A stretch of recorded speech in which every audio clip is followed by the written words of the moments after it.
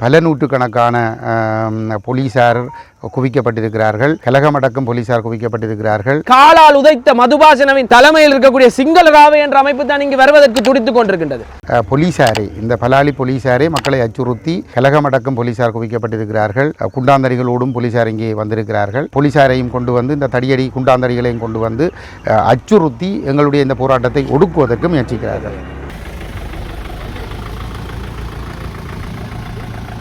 இந்த இடத்தை இனவாதிகள் தங்களுடைய தேவைக்காக பயன்படுத்துவதற்கான பல திட்டங்களை கொழும்பிலிருந்து செய்து கொண்டிருக்கின்றனர். போலீசார் தண்ணீர் தாங்கிகளுடன் ஒரு நீதி கேட்கும் ஒரு போராட்டத்திற்கு தாக்குவதற்காக வருகை தந்து நிற்கின்றார்கள்.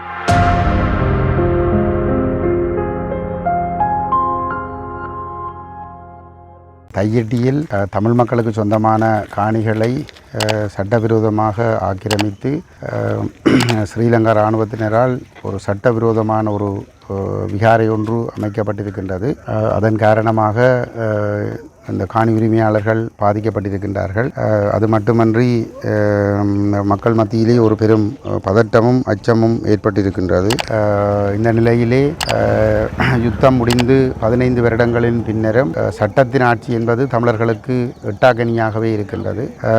அவ்வாறான ஒரு சூழலிலே இந்த சட்டவிரோதமான கட்டடம் அகற்றப்பட்டு அந்த காணிகள் உரிமையாளர்களிடம் ஒப்படைக்கப்பட வேண்டும். அந்த காணி உரிமையாளர்களுடைய உறுதிகள் அனைத்தும் அவர்களிடம் இருக்கின்றது. அவ்வாறு இருக்கின்ற நிலையிலே சட்டத்தின் ஆட்சியை நிலைநாட்ட வேண்டுமாக இருந்தால் இந்த சட்டவிரோத கட்டடம் அகற்றப்பட்டு அந்த காணிகள் அனைத்தும் உரிமையாளர்களிடம் ஒப்படைக்கப்பட வேண்டும் என்பதுதான் கோரிக்கை. இந்த காணியில் இருந்து இந்த காணிகளை விடுவிப்பதற்காக இந்த மக்கள் மீள்குடியேற்றம் ஏனைய பகுதிகளிலே நடைபெற்ற காலப்பகுதியில் இருந்து பிரதேச செயலகத்தோடும் மாவட்ட செயலகத்தோடும் நெருக்கமாக அவர்கள் செயல்பட்டு மற்றும் இந்த பகுதியிலே நிலை கொண்டிருந்த இராணுவத்தினரோடும் தொடர்ச்சியாக இந்த காணிகளை விடுவிக்க வேண்டும் என்று கேட்டு வந்த நிலையிலே காணிகள் விடுவிக்கப்படும் என்கின்ற ஒரு வாக்குறுதி கொடுக்கப்பட்டு வந்த நிலையிலே இரகசியமாக இந்த கட்டடம் அமைக்கப்பட்டு 2023ஆம் ஆண்டு மே மாதம் திறப்பு விழா என அறிவித்தல் வந்த பின்னர் தான் இந்த மக்களுக்கு தெரியும் இந்த காணிகள் விடுவிக்கப்பட போவதில்லை. இதற்குள் ஒரு பாரிய விகாரை தங்களுடைய காணிக்குள் ஒரு பாரிய விகாரை கட்டிவிட்டார்கள் என்று அந்த கணத்திலிருந்து இந்த மக்கள் எதிர்ப்பு போராட்டத்திலே ஈடுபட தொடங்கினார்கள். அப்பொழுது அவர்கள் எங்களிடமும் அந்த போராட்டத்துக்கான ஆதரவை கோரியிருந்தார்கள். ஏனென்று சொன்னால் சாதாரண மக்கள் போராடுகின்ற பொழுது மக்களை அச்சுறுத்தி போலீசாரே, இந்த பலாலி போலீசாரே மக்களை அச்சுறுத்தி அந்த கோரிக்கைகளை கைவிட பண்ணி அச்சுறுத்தி இந்த உரிமைகளை இந்த விகாரைக்கு பெற்றுக் கொடுப்பதற்கான முயற்சியில் பலாலி போலீசாரும் அரச நிர்வாகமும் ஈடுபட்டிருந்த நிலையிலே அவர்கள் அரசியல் தரப்புகளை நாட வேண்டி வந்திருந்தது. இன்றும் எங்களுடைய கோரிக்கை இந்த காணிகள் அனைத்தும் விடுவிக்கப்பட வேண்டும், அந்த சட்டவிரோத கட்டடம் அகற்றப்பட வேண்டும் என்பதுதான். இன்றைய தினம் நாங்கள் இங்கே இந்த போராட்டத்தில் வளமை போன்று நாங்கள் அமைதியான ஒரு போராட்டத்தில் ஈடுபடுகின்ற நிலையிலே பல நூற்றுக்கணக்கான போலீசார் குவிக்கப்பட்டிருக்கிறார்கள். கலகமடக்கும் போலீசார் குவிக்கப்பட்டிருக்கிறார்கள். அந்த நீர்த்தாரை பிரிவோம் செய்கின்ற அவர்களுடைய அந்த வாகனம் இங்கே கொண்டு வரப்பட்டிருக்கின்றது. குண்டாந்தரிகளோடும் போலீசார் இங்கே வந்திருக்கிறார்கள். இந்த செயல்பாடுகள் என்பது ஒரு இனவாத அடிப்படையிலே தான் இவர்களால் முன்னெடுக்கப்படுகின்றது. ஒரு சட்டவிரோத கட்டடத்துக்குள் ஒரு பிக்கு இருக்கிறார். அந்த பிக்குவை பாதுகாப்பதற்காக அனுர அரசாங்கத்தினுடைய பெருந்தொகை பணத்தை செலவழித்து அனுர அரசாங்கம் யாழ்ப்பாணத்தில் இருக்கக்கூடிய எல்லா போலீஸ் நிலையங்களில் இருந்தும் போலீசாரை கொண்டு வந்திருப்பது மட்டுமல்லாமல் தென்பகுதியில் இருந்தும் பல நூற்றுக்கணக்கான போலீசாரை கொண்டு வந்திருக்கின்றார்கள். உண்மையிலே சட்டவிரோத செயற்பாடுகளில் ஈடுபவர்களை கட்டுப்படுத்துவதற்கு பதிலாக உரிமைக்காக போராடுபவர்களுக்கு எதிராக இவ்வளவு ஒடுக்குமுறைகளை மேற்கொள்வதற்காக இவர்கள் இந்த போலீசாரையும் கொண்டு இந்த தடியடி குண்டாந்தடிகளையும் கொண்டு அச்சுறுத்தி எங்களுடைய இந்த போராட்டத்தை ஒடுக்குவதற்கு முயற்சிக்கிறார்கள். உங்கள் அனைவருக்கும் தெரியும், தையிட்டி என்கின்ற இந்த பிரதேசத்திலே சட்டவிரோதமாக அமைக்கப்பட்டுள்ள இந்த திஸ்ஸ விகாரை தொடர்பாக இந்த இடத்தில் இருக்கக்கூடிய மக்கள் மிக நீண்ட காலமாக ஒரு போராட்டத்தை முன்னெடுத்து வருகின்றார்கள். இன்று பொசன் தினத்திலே கொழும்பிலிருந்து இங்கு வருகை தந்ததன் முக்கிய நோக்கம் யாழ்ப்பாணத்தில் இருக்கக்கூடிய தமிழ் மக்களுக்கு முக்கியமான ஒரு செய்தியை சொல்ல வேண்டும்.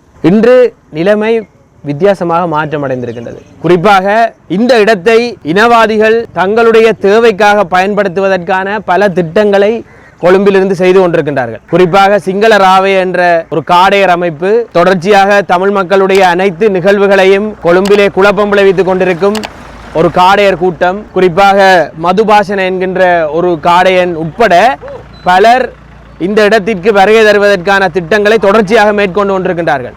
இங்கு இவர்கள் வருகின்றார்கள் என்றால் அதன் ஒரே நோக்கம் ஆக்கிரமிப்பும் தமிழ் மக்கள் மேல் ஆதிக்கத்தை செலுத்துவதும் அதன் அடுத்தபடியாக சென்று இங்கு ஏதோ ஒரு வகையிலே இனங்களுக்கிடையிலே ஒரு முரண்பாட்டை ஏற்படுத்தி இனத்துக்கிடையிலே ஒரு கலவரத்தை உண்டு பண்ணி அதில் குளிர்காய்ந்து அரசியல் லாபம் தேடுவதற்கான ஒரு முயற்சியை பலர் செய்து கொண்டிருக்கின்றார்கள். இது சில வேளைகளில் வடக்கில் இருக்கக்கூடிய அப்பாவி மக்களுக்கு விளங்காமல் இருக்கலாம். இந்த இடம் இன்று தென்னிலங்கையில் மிகப்பெரிய பேசு பொருளாகி கொண்டிருக்கின்றது.